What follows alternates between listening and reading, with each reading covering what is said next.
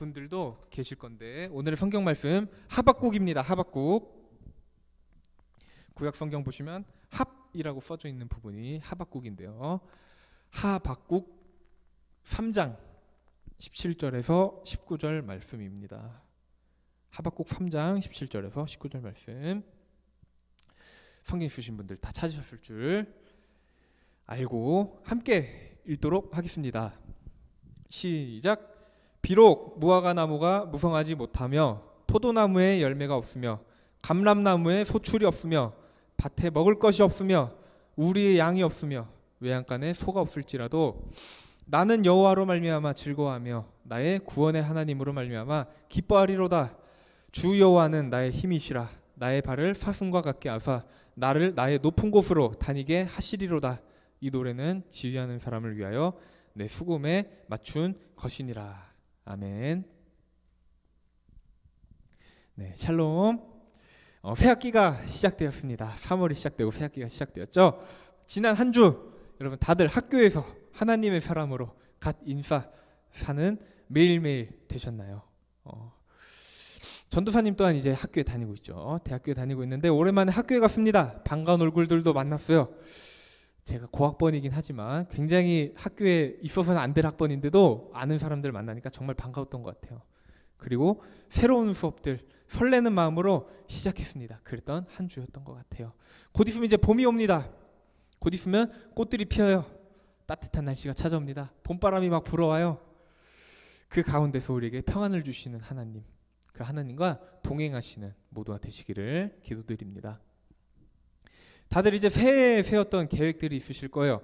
그리고 우리가 저번 온라인 수련회를 통해서 세웠던 계획들 여러분 기억나시나요? 매일 그 계획들을 위해서 기도하며 나가고 계시나요? 전도사님의 계획 중 하나가 있었습니다. 바로 매일 여러분을 위해 기도하는 것이었지요. 매일 여러분 한 명 한 명을 위해 기도하는 사람이 있다는 것입니다.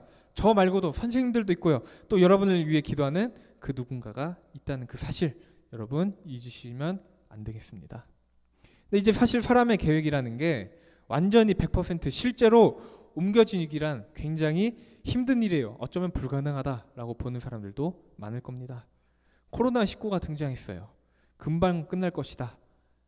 작년 초만 해도 작년 이맘때쯤만 해도 금방 끝나겠지. 뭐 올해가 4월이겠지. 근데 그런 예상과 달리 기대와 달리 물론 백신이 등장하긴 했지만 아직까지도 코로나19에서 안전한 국가가 있을까요? 안전한 동네가 있을까요? 없다는 것입니다. 그 어디에도 없다는 거예요. 근데 이러한 기대와 다른 현실에 부딪히게 될 때 보통의 사람들 좌절감을 맛봅니다. 무기력함을 맛보게 된다는 거예요. 많은 심리학자들이 그동안 많은 연구를 했어요. 많은 심리치료사들이 시도를 해보았는데도 결국 이러한 상실감에서 벗어나는 방법, 그 스스로가 스스로 방법을 찾아야 한다라는 결론에 이를 수밖에 없게 됐다는 것이지요.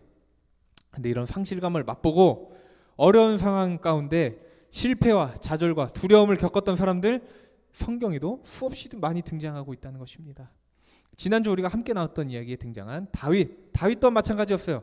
하나님을 의지한 사람입니다. 모든 순간 하나님 뜻대로 살려고 노력했어요. 근데도 그를 시기하는 사울왕 악한 마음 날이 갈수록 심해졌어요. 날이 갈수록 더해졌다는 거예요. 그의 주변에서 그를 돕던 사람들이 사울왕으로 인해서 죽임을 당하는 경우가 허다했어요. 이랬던 상실감, 이럴 때 겪었던 상실감. 요셉이라는 인물도 있고요. 사도 바울이라는 인물도 있고요. 다니엘이라는 인물도 있어요. 그리고 오늘 본문을 기록한 하박국이라는 선지자 또한 이러한 절망적인 상황 속에서 상실감을 맛보고요. 무기력함을 맛볼 수밖에 없던 사람들이었다는 것입니다. 근데 되게 신기한 게 있어요. 참 신기한 사실은 뭐냐면 우리가 성경에 등장하는 이 인물들을 정말 위대한 사람들이다 라고 말하고 멋진 신앙의 모범들이다 라고 이야기하고 있다는 것입니다. 왜일까요? 이유가 단 한 가지가 있습니다. 바로 세상의 사람들과 마찬가지로 그냥 절망 속에 빠져서 그대로 살았던 사람들이 아니었기 때문이라는 것이죠. 오늘의 본문을 통해서 하박국 선지자의 이야기를 통해서 지금 우리가 어떠한 상황에서 어떻게 살아야 하는가 한번 새겨보았으면 좋겠습니다. 오늘 본문이 기록된 하박국 선지자가 살던 당시 상황 절대로 좋다고 할 수 없는 상황이었어요. 이스라엘이라는 나라가 있었어요. 솔로몬 왕 여러분 들어보셨을 거예요. 다윗의 아들 솔로몬 왕 이후로 남과 북으로 나뉘어요. 하늘께 순종하지 않습니다. 남유다에서 마지막으로 하나님께 순종했다고 나와 있는 요시야라는 왕이 전쟁에 나가서 죽었어요. 그 이후의 상황입니다. 다음 왕이 된 여호아하스라는 왕, 하나님을 무시하는 왕이에요. 하나님의 뜻대로 순종하지 않았습니다. 그때부터 남유다 멸망의 길을 걷기 시작했다는 것이죠. 하나님께 순종하지 않는 왕과 관리들이 요시야 왕이 없앴던 이방 나라들의 우상과 제사들이 계속 생겨나요. 부활합니다. 하나님께서 계속해서 선지자들을 통해서 경고의 메시지를 전달하시는 거예요. 근데도 그들은 듣지 않았다는 거예요. 결국 하나님께서 그 여호아하스라는 왕을 포로로 잡혀가서 죽게 만드십니다. 하나님께 불순종하는 대가 그처럼 매우 컸다는 것이죠. 그렇게 남유다가 하나님을 떠나서 나라 전체가 멸망의 길로 막 달려가고 있는 거예요. 남유다의 많은 사람들이 나라가 곧 멸망할지도 모르겠다. 이게 눈에 보이기 시작하니까 두려워하기 시작합니다. 하박국 선지자 혼자만 좋은 세상에 살았던 거예요. 뭐 우리나라 멸망하는데 나는 괜찮아. 나는 잘 살고 있으니까 상관없어. 그렇게 살았던 거 아니라는 것이에요. 당연히 나라가 멸망당해서 포로로 잡혀간다면 그 당연히 두려울 수밖에 없었겠죠. 한치 앞을 내다볼 수 없는 매일매일을 살아갑니다. 그 상황이 더욱 절망적으로 흘러가고 있다는 것 몸으로 느끼고 있었을 것입니다. 근데 하박국이 그 상황에서 어떻게 했느냐? 하나님의 말씀을 대언하기 시작하는 거예요. 정말로 상식 밖의 발언을 하기 시작합니다. 오늘의 본문 17절 함께 읽어봤으면 좋겠는데요. 함께 읽도록 하겠습니다. 시작. 비록 무화과 나무가 무성하지 못하며 포도나무에 열매가 없으며 감람나무에 소출이 없으며 밭에 먹을 것이 없으며 우리의 양이 없으며 외양간에 소가 없을지라도. 아멘. 하박국이 그가 당시에 살던 상황을 비유로 말하고 있는 거예요. 여러분 혹시 이 과일을 아실지 모르겠습니다.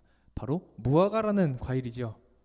무화과 혹시 좋아하시는 분, 예배 오신 분들 중에 무화과 드셔보신 분, 그러면 좋아하시는 분 말고 무화과 한 번도 안 먹으면서 난 무화과를 한 번도 안 먹어봤다. 무화과라는 과일 본 적도 없고 다 먹어본 적도 없다. 유미 안 먹어봤다고?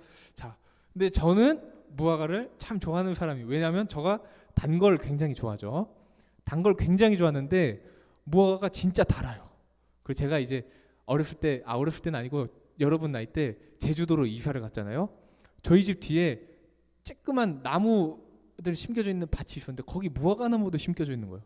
여름에 아빠랑 가가지고 무화과가 막 주렁주렁 매달려 있는 거예요. 농약도 안 쳐가지고 벌레 막 먹고 이러는데 무화과를 이제 따서 찬물에 탁 씹어서 아빠랑 같이 이렇게 싹 해가지고 먹어봤습니다. 너무 맛있는 거예요. 농약을 치진 것도 아니고 비료를 친 것도 아닌데 햇빛 하나 받았는데 그렇게 달 수가 없어요. 설탕 뿌린 것처럼 답니다. 그래서 제게는 최고의 과일 무화과라고 할 수 있을 것 같습니다. 설탕도 구하기 힘들었던 당대 하박국이 살았던 시절 무화과 열매가 없다면 그것만한 상실감이 있을까? 그런 생각을 해봤던 것이죠. 포도처럼 달콤한 과일 기대하고 포도나무를 막 심었어요. 열심히 재배했습니다. 근데 포도가 열리지 않는다면 과연 그것만한 상실감이 또 있을까요? 그리고 감람나무가 등장합니다. 감람나무가 여러분 뭔지 모르실 거예요. 우리나라에는 자라지 않는 나무예요. 근데 대추야자라는 열매 여러분 들어보셨을지 모르겠습니다. 만수르가 즐겨 먹는다는 과일입니다. 대추야자. 혹시 보신 적 있을지 모르겠어요. 저도 딱 한 번 먹어봤어요. 언제 먹어봤냐면 저 아버지가 이제 이스라엘에 한번 다녀오신 적이 있었습니다. 저 어렸을 때. 대추야자 이렇게 절인 거를 사오신 거예요. 말린 거를. 먹어봤는데 생긴 거는 진짜 맛없을 것 같고 무슨 바퀴벌레 같이 생겨가지고 난 안 먹어야겠다. 하나 딱 먹으니까 너무 달달하고 맛있는 것이죠. 설탕에 절여진 것 같은 맛이 드는 거예요. 수개월을 땀 흘려가면서 매일 일합니다. 매일 새벽부터 막 나무를 가꿔요. 열심히 농사를 지었어요. 밭에 아무런 소득이 없는 거예요. 결국에 내 자식처럼 애지중지 막 키웠어요. 아침마다 밥을 주고 물 주고 비료 주고 막 퇴비 갈아주고 그랬던 양들과 소들이 어느 날 딱 가니까 갑자기 다 사라져 있는 거예요. 분명히 내가 뭔가를 했는데 노력이라는 걸 했습니다. 난 분명히 뭔가를 기대하고 있었어요. 그 노력에 대한 대가를. 근데 현실은 전혀 그렇지 않아요. 기대와 다른 거예요. 그 질문 여러분 스스로 곱씹어본 적 있으신가요? 마음이 막 아프다 못해서 속상하다 못해서 막 저려요. 속이 막 부글부글 끓는 거예요. 몸도 안 좋아집니다. 내 자신을 원망하는 마음이 생기는 거예요. 근데 하박국이 과연 이 상황에서 어떤 마음을 가졌을까요? 똑같이 그냥 원망하면서 살았을까요? 어떤 선택을 했을까요? 함께 오늘의 본문 18절 읽어봤으면 좋겠습니다. 시작. 나는 여호와로 말미암아 즐거워하며 나의 구원의 하나님으로 말미암아 기뻐하리로다. 아멘. 상식밖의 발언이죠. 그의 이 발언이 결코 쉬운 발언이라고 할 수가 없다는 거예요. 당시의 상황을 생각해 본다면. 우리는 가끔 이제 일이 잘 풀리지 않을 때들이 있습니다. 근데 그래도 희망을 가져보자. 이런 말 정도는 우리가 할 수 있어요. 근데 하박국이 앞서 말했던 27절의 상황 속에서 우리가 과연 이 말을 그대로 할 수 있느냐는 것이죠. 마음껏 이 말이 돌 수가 있을까요? 우리가 이 상황에서도 희망을 가지고 힘을 얻는 것이 쉬울까요? 그렇지 않다는 것입니다. 왜냐하면 내 힘을 의지하면 그럴 수가 없는 것이 당연하기 때문이겠죠. 근데 하박국은 그럼에도 불구하고 당당하게 말했다는 거예요. 뭐라고 말했냐면 나는 하나님으로 말미암아 즐거워할 것이다. 그리고 나는 나를 구원하신 하나님으로 말미암아 기뻐할 것이다 라고 고백하는 것입니다. 가끔 이제 진짜 어려운 상황이 겪어지면 실성을 해서 웃는 사람들이 있어요. 한번 봤습니다. 전 군대에서. 근데 하박국은 실성해서 이런 말을 했던 것이 아니에요. 그는 이런 상황 가운데서도 유일하게 믿을 수 있는 분이 있기 때문에, 바로 하나님이 있기 때문에 그 하나님을 의지했다는 것입니다. 정말 힘든 상황 가운데에서 변하지 않는 분, 나를 배신하지 않는 분, 언제나 나를 돕겠다고 말해주는 친구 같은 분. 근데 그 친구가 여러분 주변에 한 명이라도 있다면 여러분 정말 든든할 거예요. 근데 하나님이 우리의 친구가 되어주십니다. 우리의 인생을 구원해 주시는 분이라는 거예요. 일시적으로 도움을 주시는 게 아니에요. 힘들 때만 도움을 주시는 게 아니라 영원히 우리와 함께 하시겠다고 약속하신 분이시에요. 그래서 하박국이 그 하나님을 믿었다는 것입니다. 그래서 그 하나님을 믿기 때문에 나는 어느 상황에서도 즐거워할 수 있다. 하나님 때문에 기뻐할 수 있다라고 고백하는 것이죠. 제가 좋아하는 시인을 한번 소개해 드리려고 합니다. 여러분 시 좋아하시나요? 약간 문학소년 같죠? 천상병이라는 시인이 있습니다. 우리나라 분이고요. 천상병이라는 시인이 작곡하신 지 거의 30년이 다 돼가요. 근데 그분은 굉장히 순수한 스타일이에요. 순수한 시들을 보면서 가끔씩 제가 힘을 얻을 때가 있다는 것이죠. 그가 썼던 행복이라는 시가 있어요. 그 시를 여러분 들어보신 적이 있으실 겁니다. 나는 세계에서 가장 행복한 사나이다 뭐 이러면서 시작해요. 근데 마지막에 시가 어떻게 끝나냐? 나는 뭐가 있기 때문에 행복하다. 난 뭐가 있기 때문에 행복하다. 근데 그게 자기를 자랑하는 것이 아니에요. 난 아내가 있기 때문에 행복하다. 나는 힘들지만 뭐가 있기 때문에 행복하다. 나는 어렵게 살 것 같지만 그럼에도 날 도와주는 사람들이 있어서 행복하다. 이런 내용인데 마지막에 난 더구나 하나님을 굳게 믿는다. 이 우주에서 가장 강력한 분이 나의 백이신데 나한테 무슨 불행이 온단 말인가? 이렇게 시가 끝나는 거예요. 되게 신기했습니다.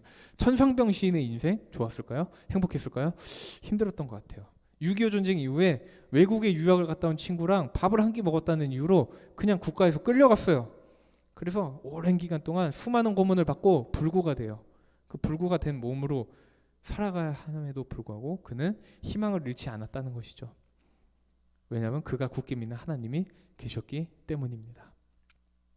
아무리 힘든 현실일지라도 우주에서 가장 강력하신 분, 그리고 나를 아시는 분이신 하나님, 우리가 그 하나님을 믿는다면 내가 살아가는 매일매일 모든 순간 즐거워할 수 있다는 거예요. 내가 그 하나님을 믿는다는 그것이 바로 행복이라는 것입니다.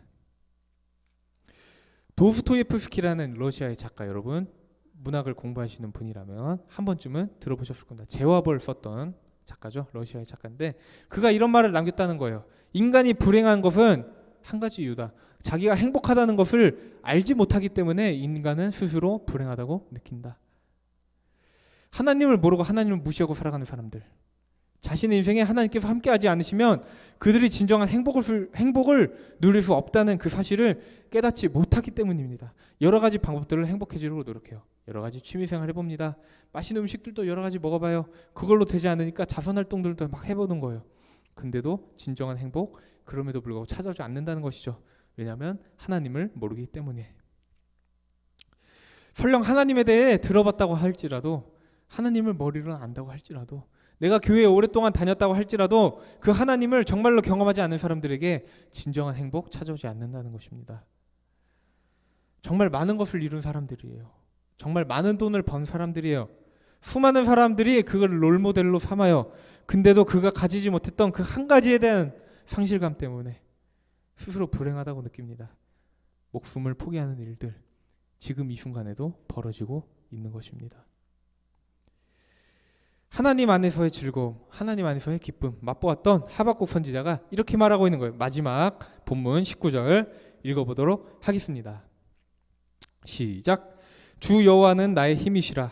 나의 발을 사슴과 같게 하사 나를 나의 높은 곳으로 다니게 하시리로다. 이 노래는 지휘하는 사람을 위하여 내 수금에 맞춘 것이니라. 아멘. 여러분께 이제 힘이 들고 지치는 순간들이 찾아옵니다. 모든 사람들은 그때 어떠한 생각과 선택을 한다는 거예요. 어떤 사람들은 모든 것을 포기하고 절망합니다. 어떤 사람들은 또 다른 것에 열중함으로 힘든 것을 잊으려고 해요.